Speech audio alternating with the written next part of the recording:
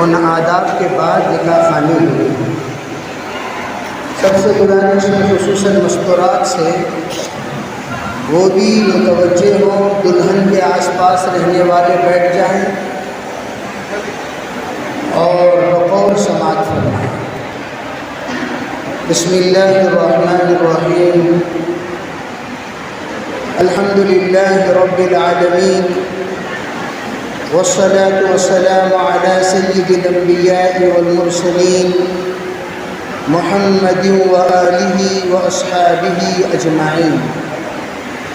اما بعد فاعوذ باللہ من الشیطان الرجیم، بسم اللہ الرحمن الرحیم، فانکحوا ما طاب لکم من النساء، صدق اللہ العظیم۔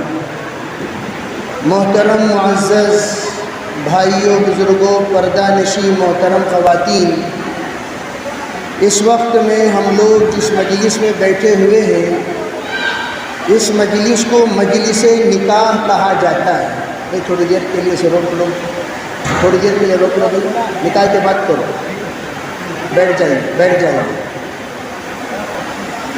نکاح یہ عبادت ہے، اور عبادت مسنون طریقے سے کرنے کا حکم ہے۔ اللہ کے رسول علیہ الصلاۃ والسلام نے شریعت کے تمام احکام کو کس طریقے سے انجام دینا چاہیے آپ نے بالتفصیل بیان فرمایا۔ نماز پڑھنے کا حکم اللہ نے دیا، کیسے نماز پڑھنا چاہیے حضور نے بتایا۔ روزہ رکھنے کا حکم اللہ نے دیا، لیکن کیسے روزہ رکھنا چاہیے حضور اقدس صلی اللہ علیہ وسلم نے بتایا۔ اسی طرح نکاح کا حکم بھی اللہ ہی نے دیا ہے، کیسے نکاح کرنا یہ حضور اقدس صلی اللہ علیہ وسلم نے بتایا۔ اس لیے لڑکی کو کس طریقے سے تلاش کرنا چاہیے، کن صفات والی خواتین کو دلہن بنانا چاہیے، اپنی بیوی بنانے کے لیے کیا کیا صفات کا مالک ہونا چاہیے، اللہ کے رسول علیہ الصلاۃ والسلام نے وہ تمام چیزیں بتائی۔ اسی طرح دلہا کا انتخاب کے لیے اوصاف دلہا کیا ہو اور اس کے شرائط کیا ہو، اس کے اندر کیا خیر دیکھیں، کن تمام چیزوں کو ہم پرکھیں، اللہ کے رسول علیہ السلام نے اسے بھی تفصیل سے بتایا۔ کوئی بھی دین کا جز ایسا نہیں ہے جس کو آپ علیہ الصلاۃ والسلام نے بالتفصیل نہ بتایا ہو۔ ماشاءاللہ ان تمام چیزوں سے پار ہو کر لڑکی والوں نے لڑکے کے انتخاب میں ان تمام شرائط کی رعایت فرمائی، اور لڑکے والوں نے لڑکی کے انتخاب میں ماشاءاللہ ان تمام باتوں کا انتخاب فرما کر بہت ساروں میں اللہ نے الحمدللہ چن کر اس جوڑے کو اللہ نے مرتب کیا۔ اس پر اللہ کا شکر ادا کرنا چاہیے۔ تمام باراتی جتنے بھی یہاں تشریف لائے ہیں وہ تمام کے تمام ان تمام مراحل سے واقف ہیں۔ نکاح سے پہلے کتنا جانا جاتا ہے، کتنا پرکھا جاتا ہے، اور کتنا یہ احباب دعائیں کرتے ہیں، کتنے یہ احباب چلتے ہیں پھرتے ہیں، اور کتنوں کو دیکھنے کے بعد منتخب فرماتے ہیں۔ یہ سب کے سامنے واضح ہے۔ اب الحمدللہ نکاح کا وقت ہے۔ نکاح میں کیا کرنا چاہیے؟ سب سے پہلے یہاں پر جتنے احباب تشریف فرما ہیں وہ بھی بغور سماعت فرمائیں اور اس بات کو ذہن نشین کر لیں کہ آج تک ہم نے 10 شادیوں میں حاضری دی ہے، لیکن آداب نکاح میں ہمیشہ کہا کرتا ہوں، نکاح سے پہلے دلہا اور دلہن کو قبول کیسا کرنا چاہیے، رخصتی کیسی ہونی چاہیے، پہلے دن کیا عمل ہونا چاہیے، کن کن صفات کے ساتھ ہمیں رہنا چاہیے، یہ تمام باتیں بنیادی باتیں بتا دینی چاہیے۔ ہم لوگ کرتے کیا ہیں، ارے بھی ماشاءاللہ اتنا شاندار انتظام کیے، جیسے گاڑی خریدنے کے لیے ہم جاتے ہیں کسی شو روم میں، جانے سے پہلے جس کے لیے آپ گاڑی خریدتے ہیں سب سے پہلے اسے ڈرائیونگ سکھاتے ہیں۔ ارے بھائی گاڑی یوں چلانا چاہیے، گاڑی یوں چلانا چاہیے۔ جب وہ سیف ڈرائیونگ کرنے والا بن جاتا ہے تب جا کر قیمتی سے قیمتی گاڑی اس کے حوالے کی جاتی ہے۔ ذرا ہم سوچیں، اللہ رب العزت نے ماشاءاللہ ایسا بہترین جوڑا بنایا، کئی دعاؤں کے بعد اللہ نے الحمدللہ یہ نظام بنایا۔ اس وقت میں ہم سب اس بات کی طرف توجہ دیں کہ جو جوڑا اللہ نے اس وقت بنایا ہے یہ آداب کے ساتھ آگے بڑھے۔ اسی لیے حضرت مولانا شیخ زکریا صاحب رحمۃ اللہ علیہ کے 3 باتیں عموماً میں بیان کیا کرتا ہوں۔ سب سے پہلی بات، اللہ رب العزت نے جب یہ جوڑا بنا دیا اللہ کا شکر ادا کرنا چاہیے۔ لئن شکرتم لازیدنکم، اللہ کا کلام یوں کہتا ہے شکر ادا کرو گے ہم نعمتوں میں اضافہ کریں گے۔ اضافہ کریں گے کا مطلب کیا ہے کہ اللہ رب العزت جو نعمت سے آپ کو نوازا ہے اس نعمت میں اللہ تعالیٰ مضبوطی عطا فرمائیں گے، محبت عطا فرمائیں گے، تعلق عطا فرمائیں گے، رشتہ بڑا گہرا رشتہ بنے گا اور مثالی رشتہ بنے گا۔ اس لیے سب سے پہلی بات شکر کے ساتھ ہم یہ معاملے کو شروع کرتے ہیں۔ اور دوسری بات کیا ہے؟ فرمایا جس وقت نکاح خوانی ہوگی، نکاح خوانی میں 3 باتیں ہیں، ایک فرض ہے، ایک واجب ہے، ایک سنت ہے۔ نکاح میں 3 باتیں ہیں۔ سب سے پہلی بات فرض کیا ہے؟ النکاح ینعقد بالایجاب والقبول بحضور شاہدین۔ فرض یہ ہے نکاح کے لیے لڑکا اور لڑکی کا ایجاب و قبول ضروری ہے۔ لڑکی ایجاب کرے تو لڑکا قبول کرے۔ اب تو ماشاءاللہ پہلے ایجاب ہو گیا، لڑکی سے ہم اجازت لے لیا کرتے ہیں، دستخط لے لیا کرتے ہیں، پھر اس کے بعد لڑکے کے پاس آتے ہیں، گویا لڑکی کے طرف سے ایجاب ہو گیا، اب لڑکے کے طرف سے قبول باقی ہے۔ اور اس موقع پر 2 عاقل بالغ مسلمان کو گواہ بنایا جاتا ہے، اور یہ گواہ بنانا نکاح کے ارکان میں سے ہے، رکن میں سے ہے، فرائض میں سے ہے۔ اب ماشاءاللہ اس کا تو نظام ہو گیا۔ دوسری بات جو واجب ہے وہ کیا ہے؟ لزوم مہرین، مہر کا متعین کرنا واجب ہے۔ مہر کیسے متعین کریں؟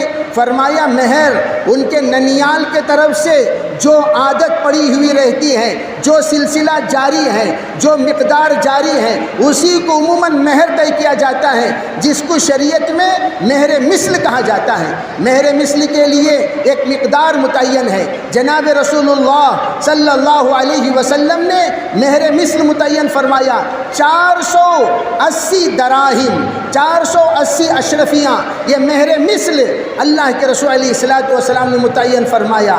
تو یہ 4 یہ کتنا ہوتا ہے مہر فاطمی؟ 1 کلو 530 گرام چاندی، 1 کلو 530 گرام چاندی یہ مہر فاطمی کہلائی جاتی ہیں، اور یہ عموماً متعین کرتے ہیں۔ تو مہر کا متعین کرنا واجب ہے۔ علماء فرماتے ہیں مہر جس وقت متعین ہو جائے اس وقت میں نقد مہر دینا یہ اللہ کے رسول علیہ السلام کی سنت ہے۔ تو نقد مہر دیں گے۔ ادھار مہر کس کے لیے؟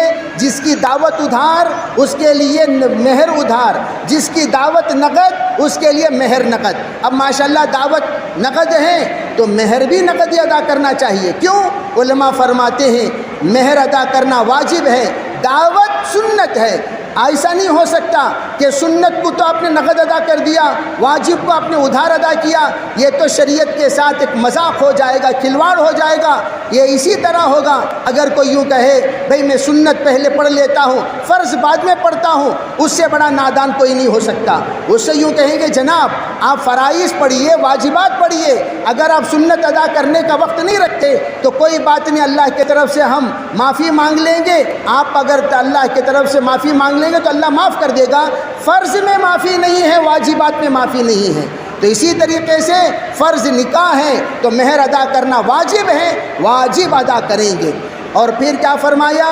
مہر ادا کرنے کے بعد تیسری جو چیز ہے وہ سنت ہے، وہ ولیمہ ہے۔ ولیمہ سنت، علماء نے فرمایا ولیمہ دونوں خرچے صرف لڑکے پر ہیں، لڑکی پر کوئی خرچہ نہیں۔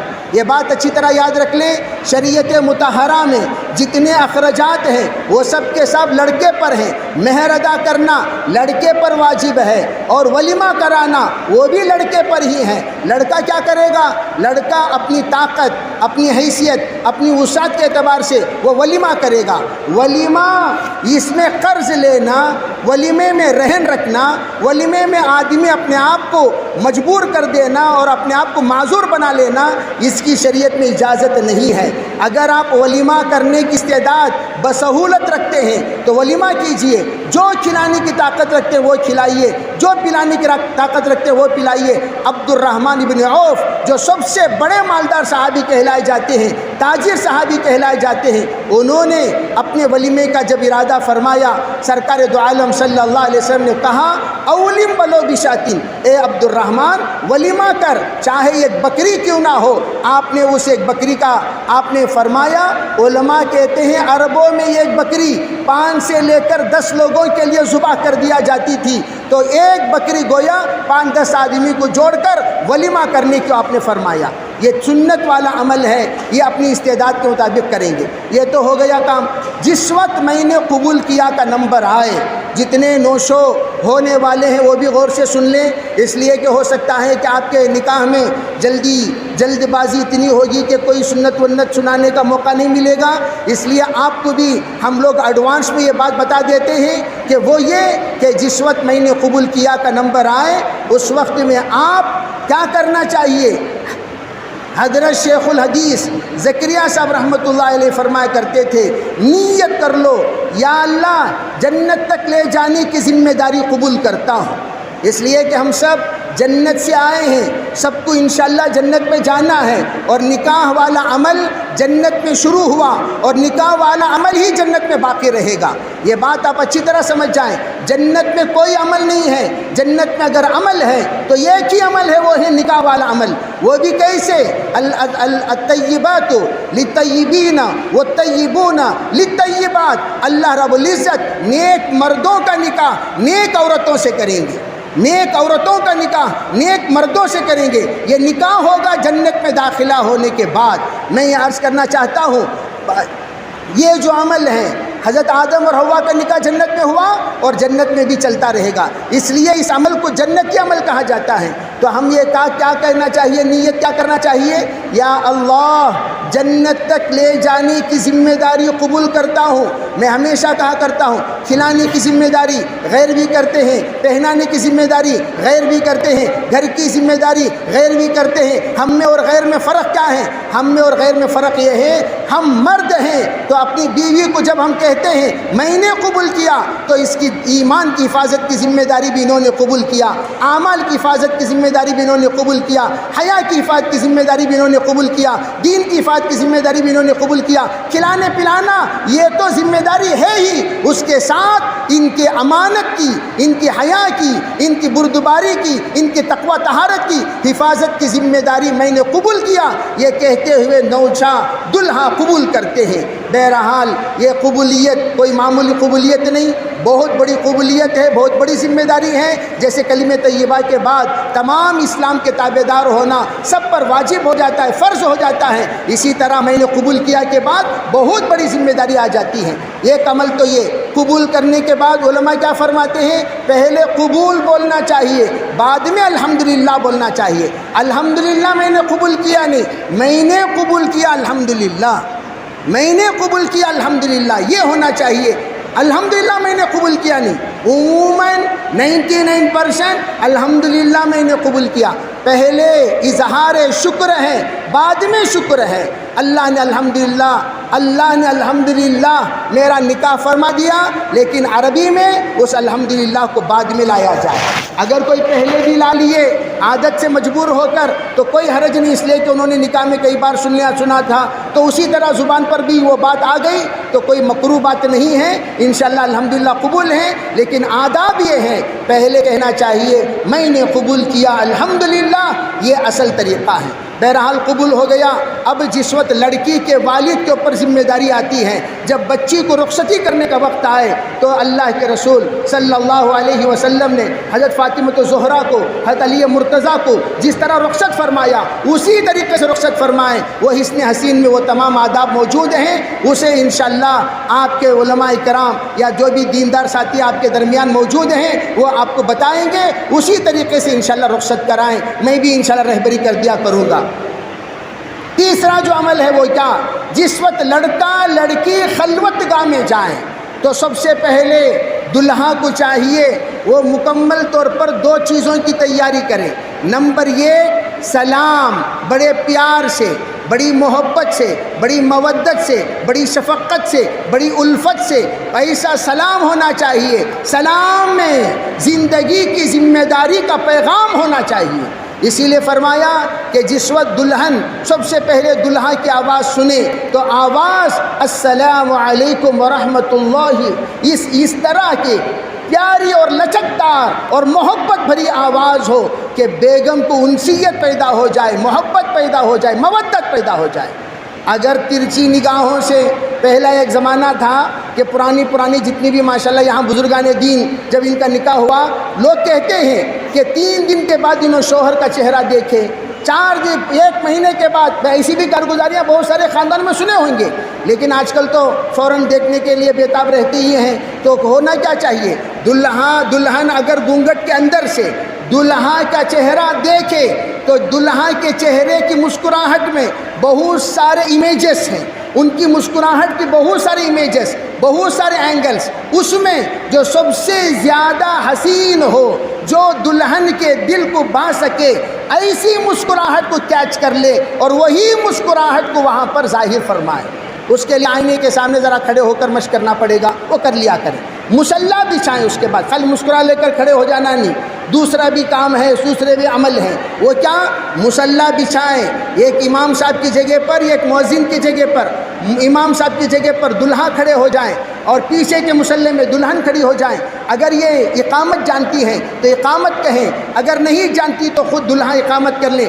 2 رکعت صلاۃ الحاجت کی نیت کرے، یا اللہ میں 2 رکعت صلاۃ الحاجت پڑھ رہا ہوں، جو بھی زندگی کے ازدواجی زندگی کی جو بھی ذمہ داری ہے، پروردگار اس ذمہ داری کو تو نبھانے کی مجھے توفیق عطا فرما۔ ایک کام تو یہ ادا کر، نیت پیچھے دلہن کا نیت کرے، یا اللہ میں تابع اس امام کے نماز پڑھ رہی ہوں، یا اللہ تابع اس امام کے نماز پڑھ رہی ہوں، زندگی کے آخری سانس تک تابع بن کر زندگی گزاروں، اس کی تو مجھے توفیق عطا فرما۔ اللہ تعالیٰ جتنے یہاں پرانے دلہا ہیں ان کی بھی زندگی کو اس کے مطابق بنا دے، جتنے نئے ہونے والے ہیں اللہ ان کو بھی قبول فرمائے۔ یہ نماز آپ جتنے پرانے ہیں وہ بھی پڑھ سکتے ہیں، انشاءاللہ فائدہ محسوس کریں گے۔ نماز ادا کرنے کے بعد مصلی اٹھائے، بیگم کے بازو بچھائے، یوں کہے بیگم میں دعا کرتا ہوں، آپ آمین کہیے۔ حضرت شیخ فرماتے ہیں اس وقت کی دعا اللہ ضرور قبول کریں گے، خوب دعا کریں۔ اللہ تعالیٰ سب کو عمل کی توفیق عطا فرمائے۔ فرض نماز کا اہتمام کریں، انشاءاللہ اللہ فرما بردار اولاد دیں گے۔ تہجد کا اہتمام کریں، انشاءاللہ اللہ نیک صالح اولیاء اللہ نسلوں میں پیدا کریں گے۔ اللہ تعالیٰ ان دونوں کے جوڑے کو بے انتہا قبول فرمائے، اللہ اس کو مثالی جوڑا بنائے، ہر طرح کے خیر مقدر فرمائے، ہر طرح کے شر سے حفاظت فرمائے۔ جتنی دعائیں جناب رسول اللہ صلی اللہ علیہ وسلم نے، اولیاء نے، اتقیاء نے، اصفیاء نے زوجین کے حق میں ادا کیے ہیں، وہ تمام خیر اللہ ان کو عطا فرمائے، تمام شرور جس سے ان سب بزرگوں نے پناہ مانگی ہیں اللہ ان کو پناہ نصیب فرمائے۔ جزاکم اللہ خیر الجزا و احسن الجزا۔ نکاح خوانی کی اجازت چاہتا ہوں۔ وہ وکیل صاحب کہاں ہیں؟ وکیل صاحب یہی ہیں۔ ہاں بھئی گواہ اول کہاں ہیں؟ صرف اشارہ فرما دے گواہ اول کون ہے؟ گواہ اول حضرت ہیں، گواہ ثانی آپ ہیں جی؟ اچھا یہ اول ہیں وہ ثانی ہیں، اچھا لائیے۔